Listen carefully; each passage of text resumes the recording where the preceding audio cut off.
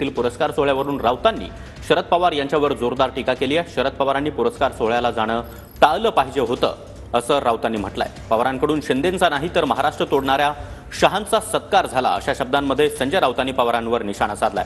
दरम्यान संजय राऊत यांनी नेमकं काय म्हटलंय पुन्हा एकदा पाहूया। एकनाथ शिंदे यांनी महाराष्ट्राचं सरकार पाडलं, बेईमानी केली।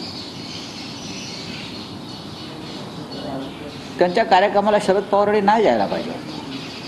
ज्यांना आम्ही महाराष्ट्राचे शत्रू समजतो त्यांच्याबरोबर जे लोक खुलेआम बसलेले आहेत जाऊन,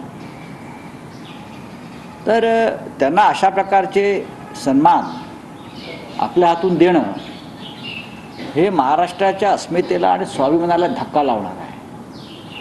आम्हाला तुमचं दिल्लीतलं राजकारण जे काय आहे हे आम्हाला माहीत नाही, आम्हाला राजकारण कळतं माननीय पवार साहेब, पण आम्हाला सगळ्यांना या गोष्टीच्या महाराष्ट्राला नक्कीच वेदना झालेल्या आहेत। साहित्य संमेलनाला आयोजकांना जर पैशाची कमी असेल पडलेली, त्यांनी जर अशा पद्धतीने पैसे गोळा केले असतील तर महाराष्ट्रात त्यांनी यायचं, महाराष्ट्राने त्यांना दिले असते पैसे।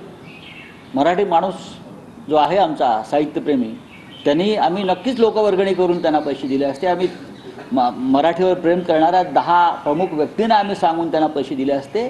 पण असे पुरस्कार जे विकले गेले शिंद्यांच्या नावानं, महादेव शिंदे असतील, अजून ही लोक मला येऊन सांगतायत, ही अत्यंत गंभीर गोष्ट आहे।